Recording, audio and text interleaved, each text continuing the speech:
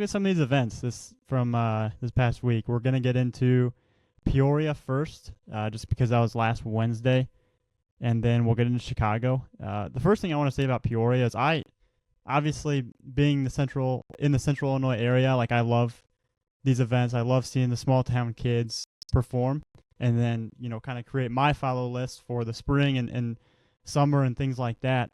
But the Louisville Slugger Dome in Peoria is like a great facility. Another one of these really nice indoor facilities that we have in the winter. So I love going to this event. I'm always super excited. It's one that I'm kind of high on, looking forward to when our schedule comes out. But if you guys have anything before we get into it, feel free. No, I mean, I think you hit the nail on the head. That place is beautiful, especially for what we do. It's a huge open space. It's a massive dome, and we run it on a weekday evening with 60 plus players pretty much every year. So we're up against the clock a little bit. We're not trying to keep kids there till 10, 11 p.m. on a school night. So I know, we are running multiple things at one time. We've got a 60 going while defense is going, while we start hitting, and then eventually we get into pitching. So for me, I was over there with Pete watching all the hitters, and I know you and Tyler were over there kind of manning the mounds and stuff like that, along with Mike Anderson. So besides me thinking that it was one of the deeper events we've had, just with like the bats that came through that I was able to watch, you go back, you look at some of the event, you look at some of the grades that we had on our arms, and I was blown away with some of these arms that popped up. A couple guys that we didn't know about. There's one huge winner for me, maybe a couple huge winners, but that's the beauty of that event. Like, it's great. We saw, Cash Van Houten, Colin Schweigen. We're going to talk on these guys that are ranked in the 27 class that, are from the Peoria area that choose to come to that event to be seen this winter. Maybe then coming up to the All-State, or maybe they'll do both. But for them to come out and us get an updated look at them is awesome. But to me, it's great to see them and get an updated look. But it's all about the guys that pop up that we didn't know about. The Sam McCauley's from Normal West that I know we'll talk on, and some of these other guys. But I felt like there was a handful or more of those guys this year, and especially on the mound, a couple huge winners. Yeah, and Drew, I think with that, the first guy to talk on is Caleb Cox from Lutheran High School. It might be Springfield Lutheran. I'm not exactly sure what they call it, but it's a small school. Def, I think you were looking it up, and you said 142 kids at that school in Springfield. So Caleb Cox, right-handed pitcher, he's a 2026. Def, did you have anything, or do you just want me to keep going? I was blown away. So Mike Anderson, it seemed like he had a lot of good arms coming through his mound. We're talking after the event, and he mentions this long-levered guy up to 91. And I'm, up to 91, like, immediately piques my interest.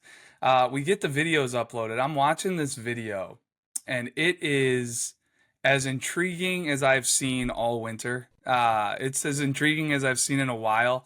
Like you mentioned it, he listed Lutheran High School as his high school, so on his profile. It's not a lot of info. Like, we're having to dig. Like, I'm like, all right, which Lutheran is this? Let's make sure it's the right one. Check his address. Like, so we're pretty sure it's Springfield Lutheran. He does have a Twitter page out there, or an X page that you can go, get some more info on him. There's some videos. I was doing digging myself.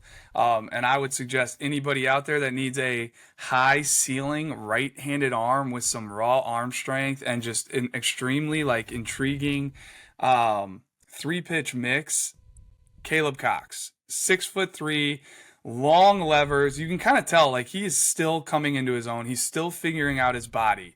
But the arm is all kinds of lively. The fastball was jumping out of the hand. He flashes some pitches in this in this raw video that are plus offerings. Doesn't repeat it every time. He's kind of eating up the catcher. Catcher's probably first time ever catching him. He's getting 91, and maybe not the best lighting in the entire world. And you can tell Caleb Cox is giving him all kinds of trouble. That's how dynamic his stuff is. And it's a guy we didn't really know. I had never heard the name. And that to me is the beauty of what we do, and it's the beauty of giving these guys the opportunity. Him coming out and coming over from Springfield, wanting to get in front of us, like, Caleb Cox, you deserve it. We are going to follow you now. And I thought the ceiling was huge, Gavin, up to 91 with the fastball. but like the breaking ball had really good spin and shape on it when it was right. Like it had some bite, I thought, and then also flashed like resemblance of a changeup. So I could not be more intrigued with him. I have no idea how it will look in game. Like, and that's the beauty of it too. Is like we got to go see. I don't know who Lutheran will be playing this spring, or if we need to see him in the summer.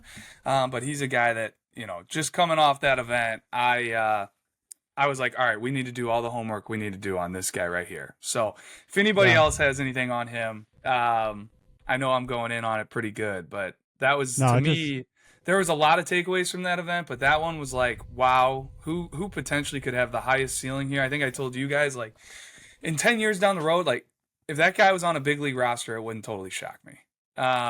Just with the raw intrigue and like that's all God given stuff that he's working with. So and the body, I mean, wait till you see the high the high waist and the levers on this guy.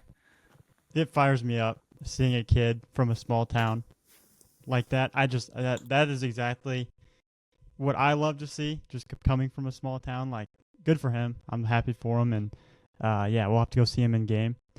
But I think moving down to the next guy here, I think one of the biggest takeaways for me for the high school season is Rock Ridge is going to be potentially really good this year, and that's something that we've all kind of talked about on the side. We saw 4 arms from them, and they're a 2A program, and they have 4 good arms. So I think that's going to be really helpful for them. So I'm excited to see Rock Ridge this year. I'll probably go out and see them a few times. But the first guy from Rock Ridge that we're going to talk about here is Colin Schweigen. He's one of the top prospects in that 2027 class. He's a football player, quarterback, and I saw his bullpen kind of to the side a little bit. I was on the other mound, but I was kind of peeking over a little bit, and I was asking him. It was the second bullpen of the year, so he's just kind of working his way up to 100% still. But 6'2", 195 pounds, really quick arm, had high spin on the fastball. His curveball just keeps getting better, in my opinion. Sharp action, has good spin as well. His changeup was 79, 81.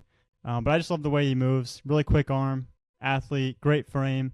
And since the last time we saw him at probably the super sophomore games, maybe was the last time we saw him, his frame, he's just gotten a lot stronger, a lot bigger. I think he said he's added maybe 20 pounds, 25 pounds, something like that, just since working out. He's a great kid, too. Love talking to him. But go ahead, Hammett, if you have anything with the bat. No, I mean you're definitely right. He looks like he got stronger for sure.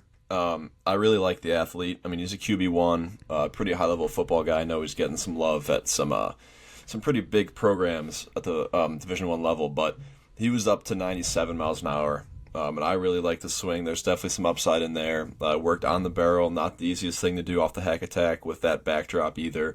And he was a 7.04 runner. He's an above average athlete.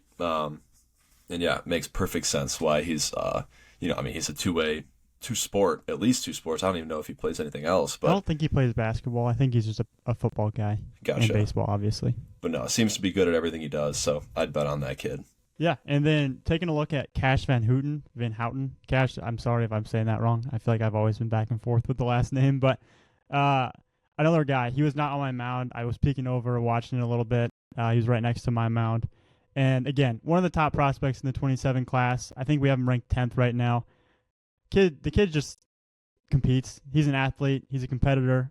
Every time we see him in game, he dominates. He wins. He just, you can tell he loves to play. But his pen was electric. I mean, the fastball comes out of his hands so good. It's like 90, 92 at this event, and it's just so firm. Has life through the zone.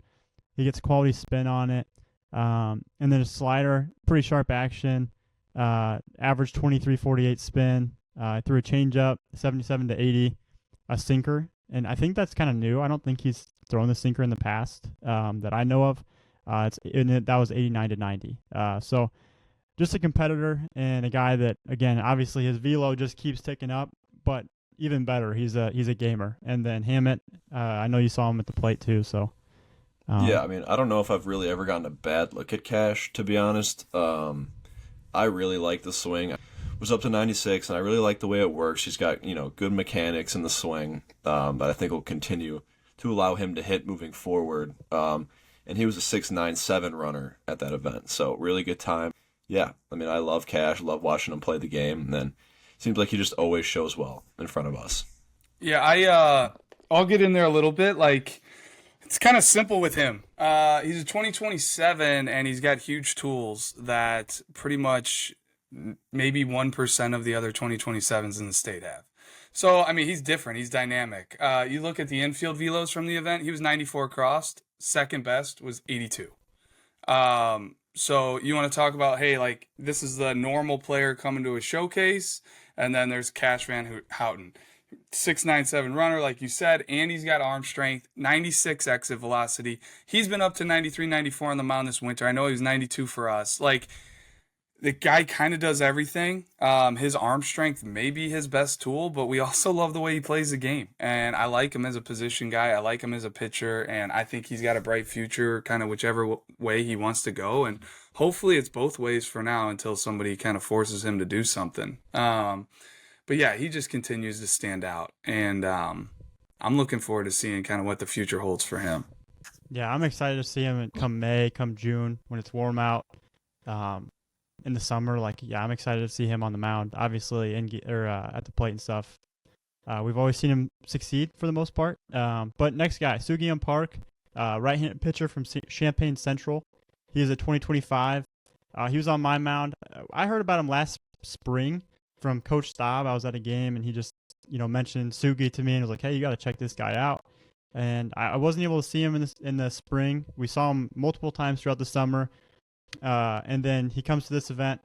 He's 6'5", 217 pounds, really strong kid. Moves, simple mover on the mound, like there's not a ton of effort. Stretch only kind of delivery. That's what he was the other day. I've seen it kind of like a hybrid delivery before. But his fastball was consistently 88 to 89. His slider had sharp actions, and it was like upper 70s.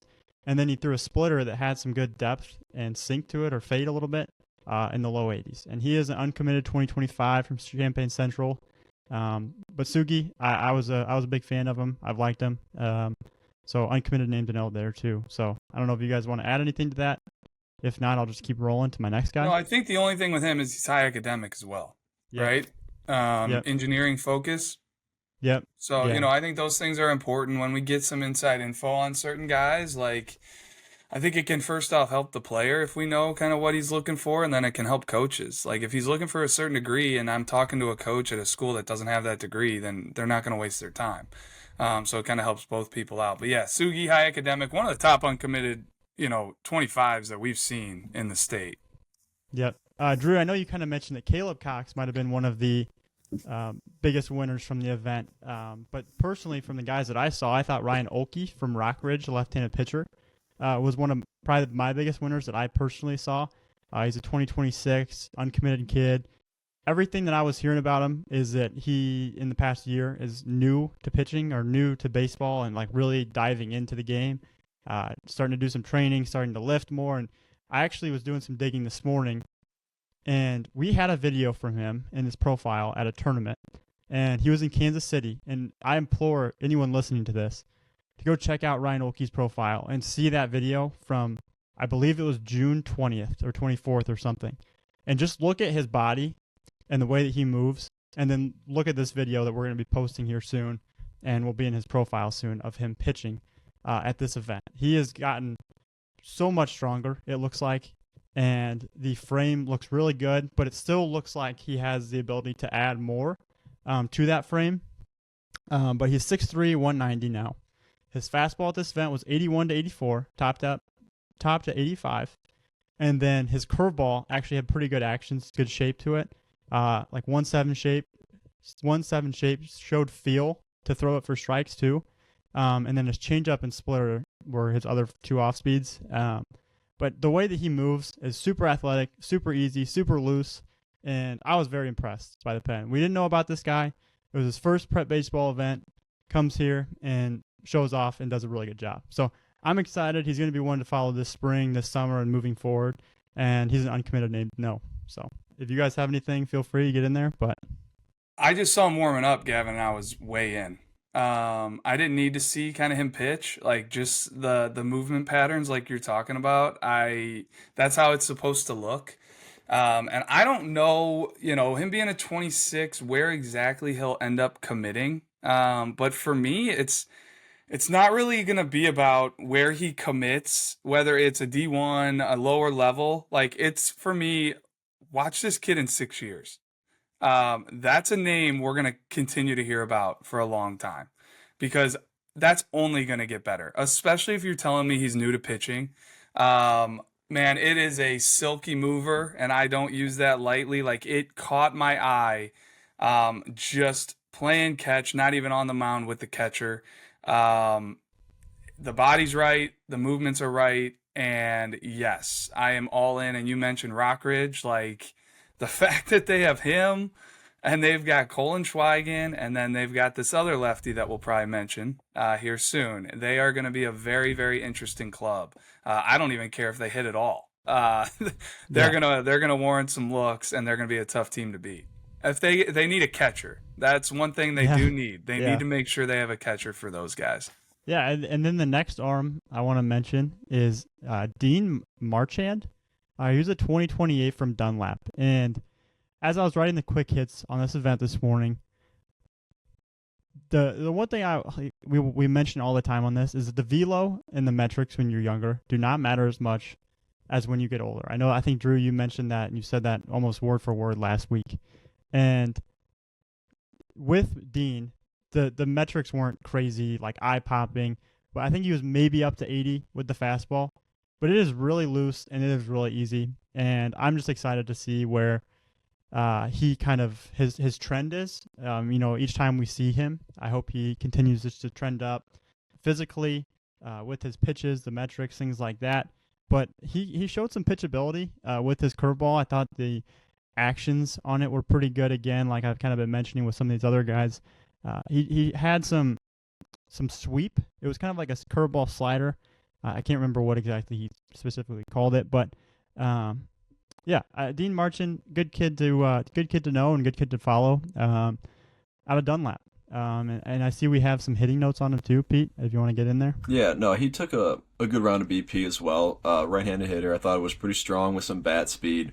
It was worth noting, up to 90 miles an hour. But yeah, good athlete, one to follow. And then Def, I'll let you get in here on two arms really quick, and then I have one to finish it out. Yeah, thanks. First guy I want to touch on is Parker Roop from Normal University at 2027. Gavin, you were just kind of talking about how Olkey, was at his event debut. We'd seen him in a tournament in the past. This was like the same exact case for Parker Roop. First event, or showcase, I should say. And watching his Rantoul video from past June, and then watching the video I took of him from last week, the arm action has really loosened up and gotten very quick.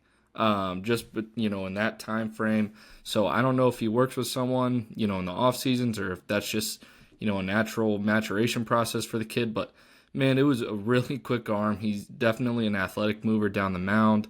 Fastball was low 80s, touched an 83, but it had a ton of horizontal movement, a ton of run. Really seemed like a true two-seam that he had feel for. The curveball had quality action and shape. Another pitch he had feel for. He had feel for all three of his pitches, really. And then moving on to his changeup, flash like swing and miss potential. He throws it with intent. A lot of younger guys tend to baby baby their changeups, and Parker didn't do that at all. So he was a big time winner for me, Pete. I know it seemed like he hit well for you too. Yeah, I was excited when you said he threw it well. I was a fan of the swing. From the side. He was a left-handed hitter. I thought it was really loose, really balanced. It was a little longer through the zone, but I thought it was really interesting, up to 92 miles an hour. So was he a left-handed pitcher? Right-handed. Right-handed, okay. Well, either way, left-handed bat, really liked it.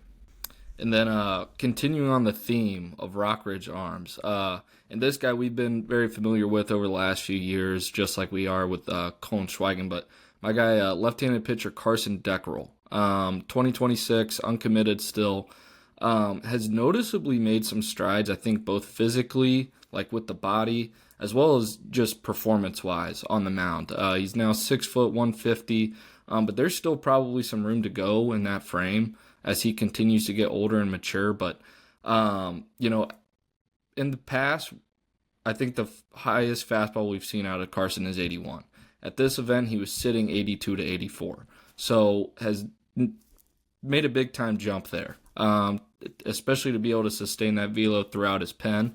His curveball flash for me had late hard action to it when he got on top of it especially, and then the changeup showed potential as well. So very excited to see how Carson continues to get better. It's clear he has a pretty good work ethic about him. The fact that he's gotten so much better between August and now. So just another arm, Gavin, that you're going to have to go see at Rockridge this spring. Yeah, and one thing I think I've always liked about him, Def, and I didn't see the pen the other day, but he's a really good mover. Like, it's just super easy, super athletic. So hopefully it's staying the same, and that's always a good thing to note too. And one last thing, touching on that point, or adding to that point, is that I feel like in the past we've always seen him and known him to be a competitor in game too. You know, like I said, he wasn't an overpowering guy last summer, but the guy gets outs, and something I know Pete's touched on this podcast, like velo's not that important when you're young. If you can get outs without velo, it's a big telltale sign that, like, hey, you're going to have continued success as you get older and as that velo comes. Yeah, and then the last PO that I wanted to mention is left-handed pitcher Brody Opendike from United Township. He's a 2026, and United Township is up in that Quad City area as well. I actually think it's in the Quad Cities. But he's 5'11", 170 pounds, athletic kid. And honestly, just what stood out to me, I remember sitting there writing evals. The first pitch I see is just the way he moves down the mound. It was very simple, but then he's got a really quick arm. It was 83 to 85 with the fastball. And I honestly, the off-speed and stuff, I think it's kind of developing. And, maybe the polish isn't there quite yet. But just the way that he moved, the arm action, how quick it was, and obviously the fastball velo up to 85, I really liked it. So we'll, again, another guy to follow and someone I did not know coming into this event. And, we'll have to follow him, see how he does maybe this spring in game or something like that. Because it sounds like we're going to have to be up in the Quad City area quite a bit this spring. So Brody Opendike, 2026 from United Township. And then before you get moving on to position guys, Gavin, so we're sitting here going through this podcast, we're talking about guys. I bring up Caleb Cox, first guy I talk about, and I'm always trying to, maybe it's the way my brain works or something, but always trying to find comps on guys, guys that have come through Illinois in the past that I've had, former history on, seen them develop. And I went back to watch the video just to make sure I wasn't like too crazy, but it definitely gives me McCade Brown vibes. Caleb Cox, the levers, the ease, like McCade was always pretty easy. He spun his breaking ball, at a high clip when you start talking about like RPMs wise. So he may have spun his breaking ball a little bit better than Cox, and I know Cox here out of the windup watching his video struggled to kind of get on top of it and get it out front, but it still showed me shape and like there's a chance for that thing to be a good pitch. But yes, if you want to go back, McCade Brown, he's got a video in his profile from 2/26/2017, and it's the body type and the ease in the delivery are very similar. Yeah, it's a great comp. We'll see. We'll see what the future's hold. I know McCade Brown is with the Rockies right now, yeah, he's with the Rockies. I saw some video of him like 2 weeks ago throwing the ball really well. But you want to talk about easy upper 90s velo? It was pretty impressive. Yeah, and so let's look at some position players, Hammond. Before you get into that, I guess the first guy you have here, TJ Heatherly from Galesburg. He's a 2026. He was not on my mound. He was not on Def's mound, but he was up to 88 with the fastball at that event. Looks like he had some heavy run on it. Curveball, change up to pair. Again, another arm. And the Galesburg's not in the Quad Cities, but it's in that area just south of the Quad Cities. So, again, just another guy from that western part of the state that I'm going to have to try and get out to see this spring. But go ahead, Hammond, if you had anything. Yeah, no, set on hitting the whole time with Drew, so Drew, feel free to hop in here whenever. I figured I would just go kind of the same way I've been doing it, like by class, starting with 26 and kind of just brain dump. So, yeah, sticking with TJ Heatherly, Galesburg 2026. I thought it was a good round with a ton of line drives. Thought his hands were pretty strong, and there's definitely some present strength there with bat speed. And he was up to 96 miles an hour for the EV, so definitely notable there. Moving down, Carter Brooks from Havana 2026. Where is Havana? Do you know that, Gavin? Yes, it's like southwestish of Peoria, I believe. Okay. Yeah, you got it.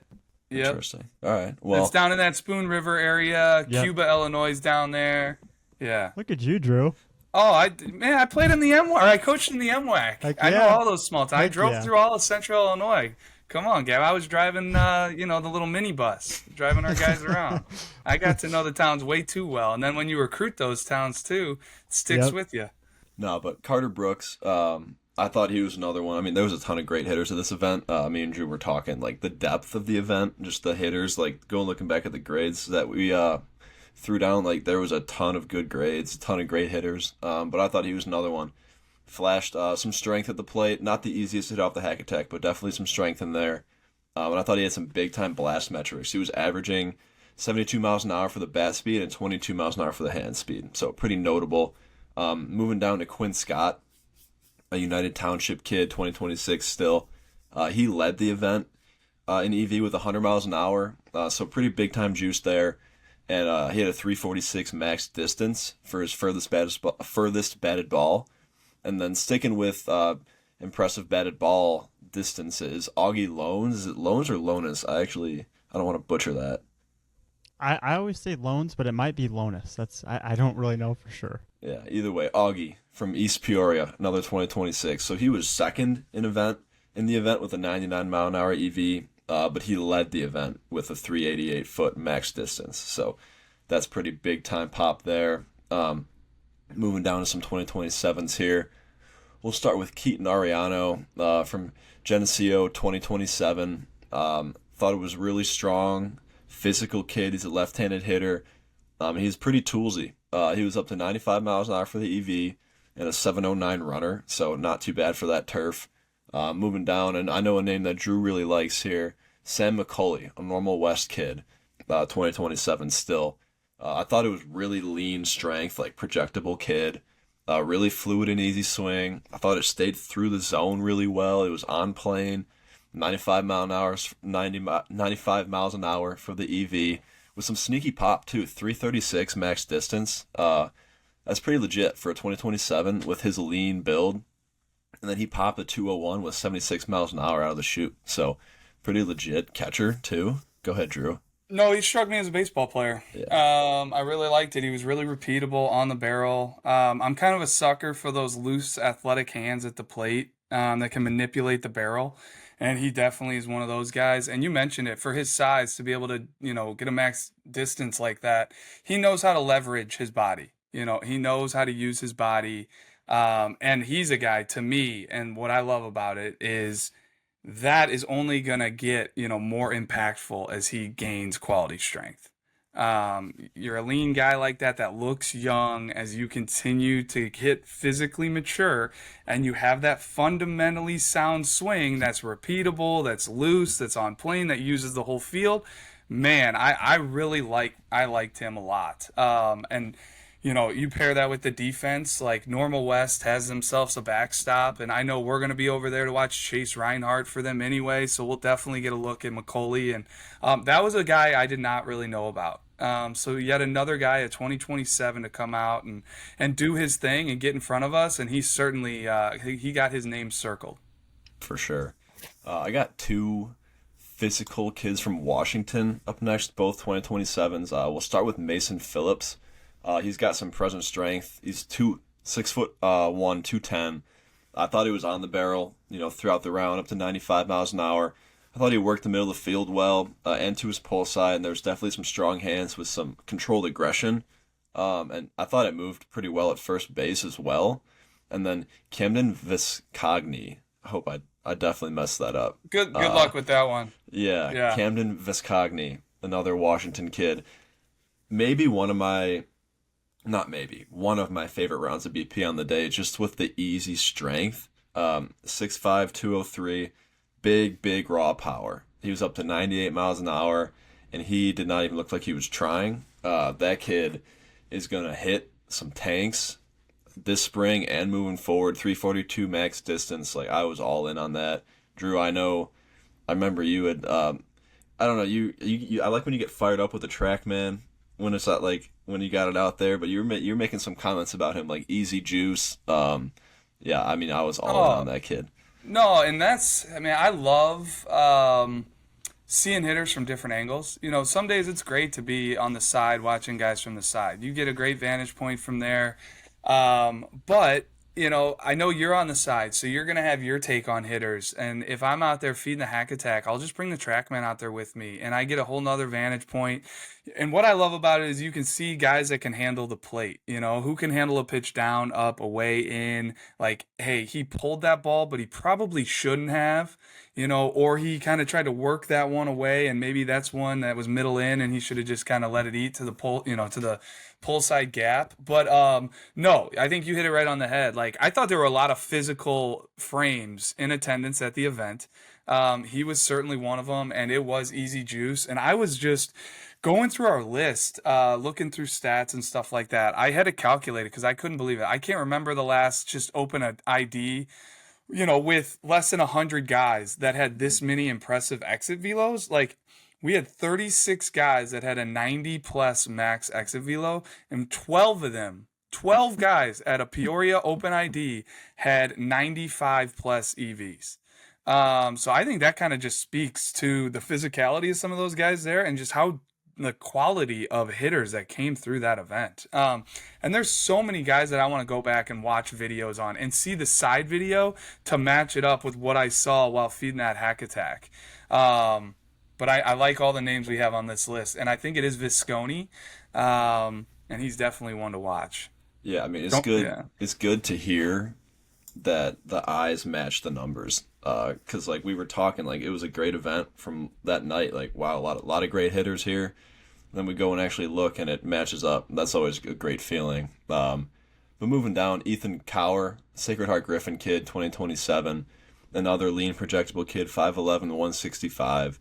Another loose and whippy operation, right-handed hitter this time. Athletic hands, 91 mile an hour EV with another sneaky kid with sneaky power, 337 max distance, and he looked to be an athletic defender on the infield for Coach Rosner over there. And then, man, these last names are going to be tough. But Creighton Schneerly, Bloomington Central Catholic kid, 2027. Just another one I like. Direct swing. Thought he worked through the baseball well with some whip and athletic hands. Hudson Lavelle, Morton 2027 kid. A catcher that I really liked. I think he's a name that needs to be thrown out there for catchers. Always an important position. 5'10", 190 with some strength. Thought the right-handed swing was strong as well. Looks to work on top of the baseball, and there's definitely some clear strength at impact. It's up to 95 miles an hour for the EV. Pretty clean glove to hand as well. 194 pop with a 78 mile an hour velo down to second. And then the last 2027 here we got is Evan Daxon-Bickler from Limestone. Is Limestone where Jim Tomei went? Cool. Okay, sure yes. Is. They're shaking their head. Yeah. Okay. Another upside kid. We've seen him well in game, I believe. Is that correct? I know Def, maybe you the one. Yeah, that saw multiple times in tournaments. I Yeah. know you guys could probably speak on that, but we've seen that team that he plays on the same team as Cash Van Houten, and I'll let you speak on this, Gavin and Keaton Ariano and those guys. But yeah, Daxon-Bickler, I just think he's a name to know, left-handed bat. And if there's anything to add there, but Hammy, you mentioned Creighton Schneierly. And once again, I don't know if I'm pronouncing it correct either. We got two different. But what I love about it, and he may not have been the only one, and this is like the beauty of it is there's probably some kids that were there that we didn't even know, but like he was emailing because he wasn't sure if he should come to the event because he had basketball practice and wasn't sure exactly when he was going to get out and if he'd be able to get over there in time and all that. So he's coming off basketball practice in the middle of his season, coming over. He wants to get in front of us, and then he puts on enough of a show, impresses us enough in BP that we're mentioning him on this podcast. Like, to me, that speaks volumes to his athleticism. And I love that, like, he's willing to, I don't know. He's willing to bust out of practice, drive over to Peoria. He's a Bloomington kid and get in front of us. And we got him mixed into the group, and he really wasn't even late. And here he is getting mentioned. So, definitely makes me like, a guy like that even more. That if we just thought he was a, normal baseball player who was hitting in cages before he came to our event, we, would have liked him. But here he is coming from basketball practice. Who knows how winded he is, what kind of nagging injuries he's dealing with. Yeah, and just to add to that, I can't speak on Creighton, his basketball skills as a whole, but Central Catholic is really good. They're 20-11 this year, 8-1 in conference. They're always a good basketball program down here in Central Illinois. A couple state titles, so just want to give some love there for that one too. What else we got? We got some 28s that impressed us as well. Yeah, a couple guys I want to mention really quick. Jameson Hanlon, Newman Central Catholic kid, 2028. I know. I saw some tweet from him. He was hitting with Tunnick, Brendan Tunnick, another Newman Central Catholic kid. So that's a pretty good kid to hit with. We saw the Newman Central Catholic name, and that's the first name that came to mind is Tunnick. So it was kind of cool to see that he actually hits with him a little bit. But I really liked the swing and the upside. He was able to lift the ball too, some sneaky juice as well. Another common theme here. 339 max distance, and he was not very big. He was super lean and wiry. Definitely a name to follow. Kind of built similar to Tunnick. That like maybe not like exactly, but as like at like a younger age, like the lean and just wiry, high waisted type. And then Max Virgil will be the last one from the event. Just another upside name to know from Washington, 2028. Watching him hit, what stood out to me was just how polished he was for a 2028. The swing was, the setup was how it should look. Like he looked like a hitter in the box for a 2028, and then just being consistently on the barrel and showing feel to hit, really stood out to me. And if he's hitting with Brendan Tunnick, that's a good one to kind of just be by his wayside. Let alone, I think highly of Brendan Tunnick as a human being, but just the work ethic. You look at what Brendan Tunnick did with his body. He just seems like a cage rat and somebody that just worked himself into the prospect that he is. So I hope Jameson takes that same route.